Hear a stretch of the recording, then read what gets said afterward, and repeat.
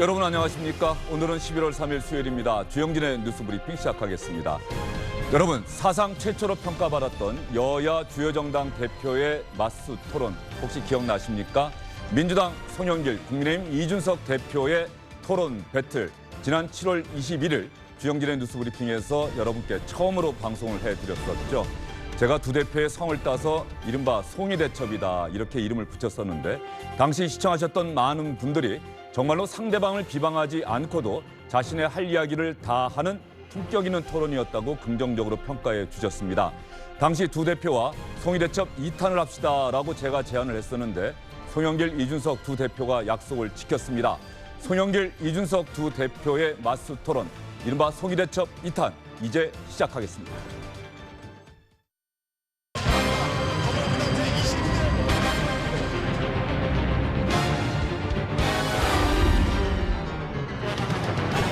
이제 이재명 후보는 더 이상 외롭게 싸우지 않을 것입니다. 원팀 민주당 드림팀 선대위가 어둠은 어둠으로 몰아낼 수 없고 오직 빛으로만 몰아낼 수 있습니다. 직접 연관이 없는 이 대장동 사건을 가지고 이재명이라는 후보에 대해서 씌워져 있는 그런 가면, 지금 도둑들이 작물 가지고 서로 싸우다가 사고가 난 것처럼 상대 후보의 가면이 찢어지는 그런 상황이 올 수 있도록 더 남고 겸손하며 간절한 자세로 기대만큼 하지 못했던 것이 있다면, 그리고 잘못했던 것이 있다면 국민 여러분을 하늘처럼 섬기겠습니다. 새로운 정치 문화의 빛과 함께 해주십시오.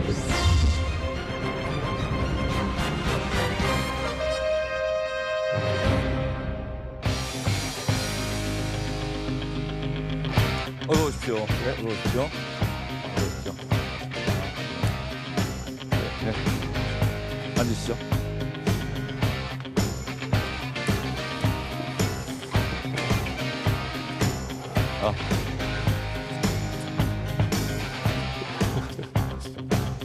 네, 송영길 대표가 토론에 집중하시겠다고 휴대전화를 또 맡기시는 모습 보였네요. 두 분 대표님도 서로 인사하시죠. 네, 안녕하세요. 예. 지난 7월 21일 이후 제가 얼핏 세봤더니 한 100일이 조금 넘었습니다. 100일 만에 두 분 다시 만나게 됐는데 송영길 대표님 지난 100일 어떠셨어요?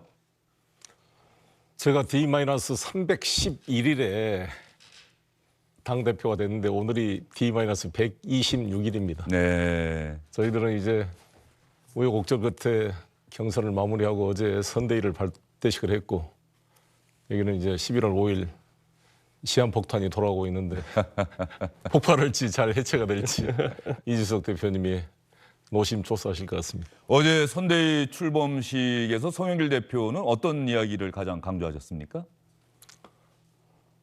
네, 이번에 대통령 선거가 사실상 정권 교체냐 아니냐 이런 말도 있지만 새로운 정치 세력을 교체하는 의미가 있다고 봅니다. 그동안 우리 대한민국은 특수부 검찰 출신들과 부동산 토건업자들과 일부 보수 언론 출신들이 카르텔을 형성해서 이 사회의 담론을 지배해 왔다고 생각합니다. 이와 맞서서 이재명 후보와 함께 진정한 국민이 주인이 되는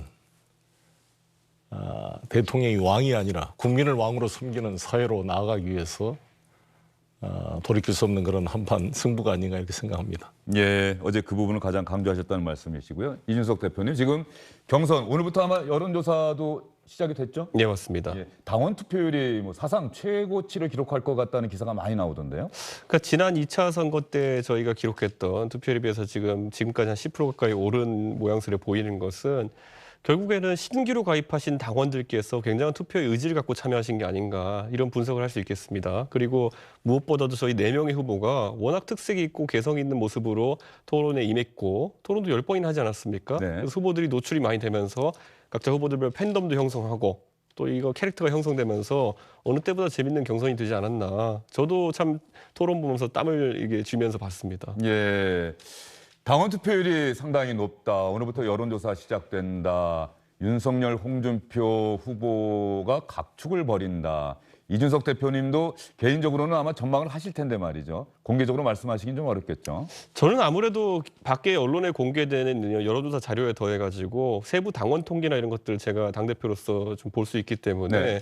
그런 걸로 데이터 보정을 조금 해서 지금 저도 예측치가 나름 있긴 합니다. 근데 이게 뭐 제가 어디 공표하려거나 이렇게 하는 게 아니라 제 나름의 예측을 하는 그런 재미 취지에서 해보고 있는 건데 사실 저도 예측이 참 어려운 그런 상황입니다. 예. 아주 작은 변수에도 결과가 크게 달라질 만큼 지금 신규 당원들 같은 경우에는 표심이 아직까지 확인되지 않았기 때문에 이게 앞으로 그리고 저희 국민의힘의 향후 한 2, 3년간의 지형을 결정합니다. 지금의 당원 조성이라는 것이 조금 더 변할 수는 있겠지만은 내년 지방선거에서의 당원 지형을 그대로 결정할 가능성이 높고요. 그러면 이제는 이 당원들의 표심을 한번 보고 난 다음에 우리 당에 있는 모든 정치인들이 이 시험 범위에 맞춰서 공부를 할 겁니다. 예를 들어 광역자치단체장이나 이런 큰 선거에 나가고 싶은 분들이라면은 이제는 더 이상 2030 세대의 표심을 무시할 수 없는 상황이 된 것이죠. 이거는 보수 정당에 있어가지고 큰 변화이고 저는 이게 꼭 지속됐으면 좋겠습니다. 알겠습니다. 송영길, 이준석 두 대표의 근황에 대해서 제가 질문을 드려봤습니다. 송영길, 이준석 두 대표의 오늘 맞수 토론, 이른바 송이대첩 2탄은 지금 SBS 텔레비전과 함께 유튜브 채널을 통해서도 실시간으로 생중계됩니다. 두 곳을 통해서 여러분께서 실시간으로 지켜보실 수 있다는 말씀 드리고요. 이제부터 본격적인 토론으로 들어가 보도록 하겠습니다. 첫 번째는 제가 현안에 대한 질문을 드리는 이슈 토론입니다. 첫 번째 이슈 토론 주제는 과연 뭐가 될까요? 최근에 가장 큰 정치적 쟁점으로 떠오른 사안이 될 것 같습니다. 국민재난지원금. 먼저 저희가 준비한 영상 잠깐 보시겠습니다. 국민 여러분들의 민생을 보살핀다는 측면에서 소상공인들에 대한 보상, 또 뭐 구체적으로는 한도 최저한의 증액이라든지 또는 제외 대상자들에 대한 새로운 대안이라든지 또 우리 전 국민들의 삶을 보살피고 또 경제도 활성화할 수 있는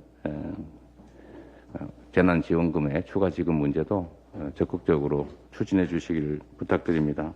적정 규모의 가계 지원이 반드시 필요하고 이걸 통해서 가계를 보듬고 국가 부채 비율이 크게 장애가 되지 않는다는 사실을 우리도 좀 인지할 필요가 있습니다.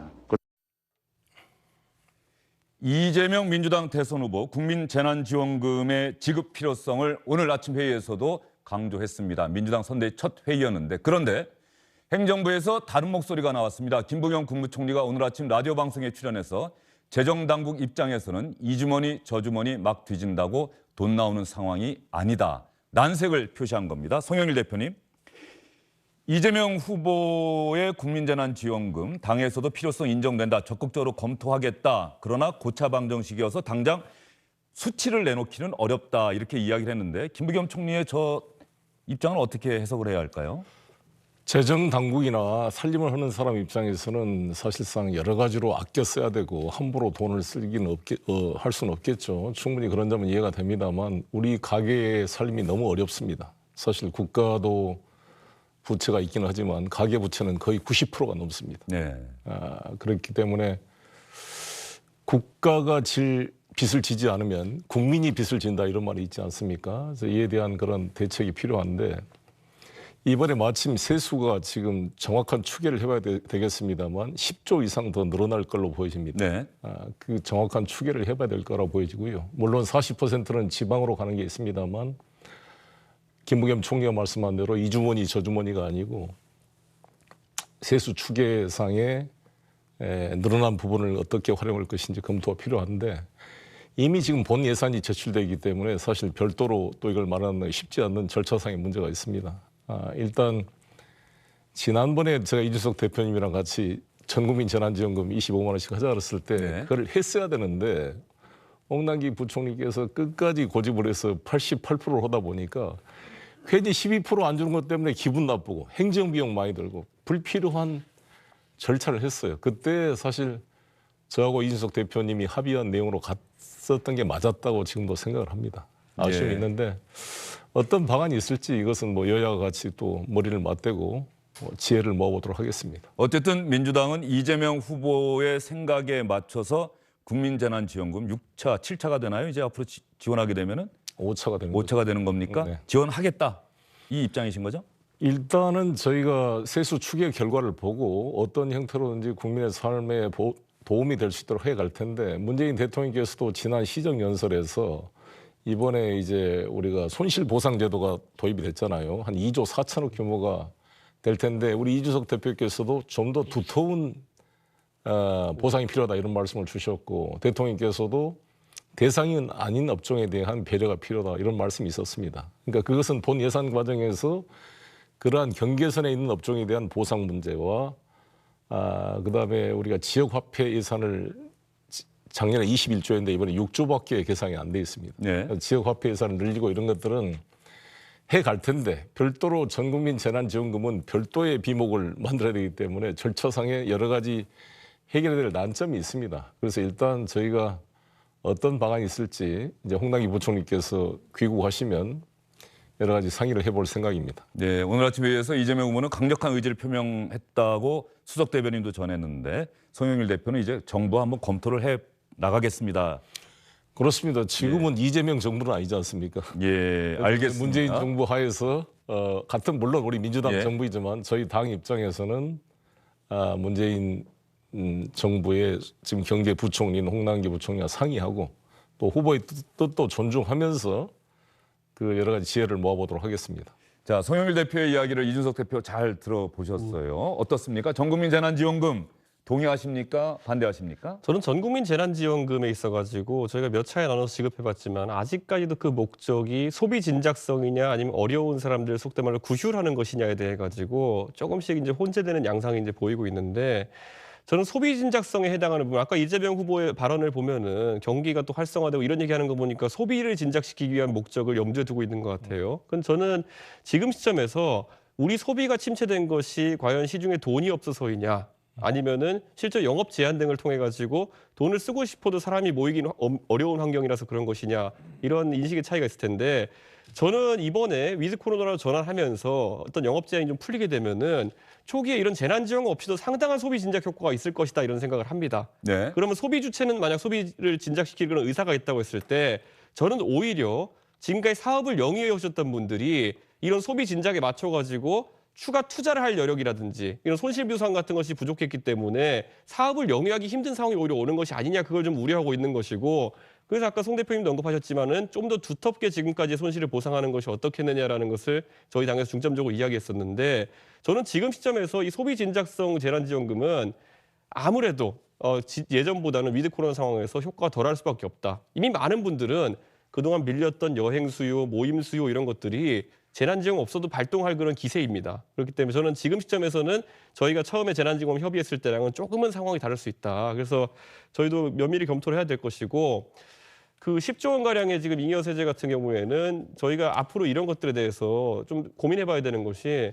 결국 부동산 세수 증가나 이런 것들로 인해 가지고 국민들에게서 지금 추가로 징세된 것 아니겠습니까? 그런 것들을 국민에게 돌려줄 때 재난지원금 방식이 옳은 것인지, 아니면 지금까지 뭐 과도하게 조정되었다고 하는 여러 부동산 세제를 다시 조정하는 것이 옳고, 예를 들어 공시지가 같은 것을 재조정하는 것이 옳은 것인지 좀 방법을 고민해 볼 필요가 있는데, 아니 원하지 않던 돈이 갑자기 10조가 들어왔네, 예상 못했던 돈이 들어왔네, 그럼 다 나눠주자, 이거는 제가 봤을 때 조세 정의에도 맞지 않는 부분이 있을 수 있다. 그래서 저는 이 부분은 여야가 이번에는 지난번에 저희가 합의했던 재난지원금과는 약간 다르게 지급 방식에 대해서 또는 분배 방식에 대해서는 그 소비 진작성 재난지원금 말고 다른 것들도 고민해야 된다, 이런 생각을 합니다. 그러면 일단 예. 이재명 후보가 제안하신 국민재난지원금에 대해서는 좀 부정적인 생각을 말씀하신 건데, 국민의힘이 앞으로 그러면 어떤 방안, 어떤 대안을 내놓겠다는 아직 정리가 안 된 겁니까? 어떻습니까? 기본적으로 아까 말했던 것처럼 저희가 그 처음에 그 손실보상법을 만들 때 사실 소급 적용에 대한 부분을 덜어내고 거의 일정 부분의 지원금을 주는 방식으로 저희가 대체했었는데,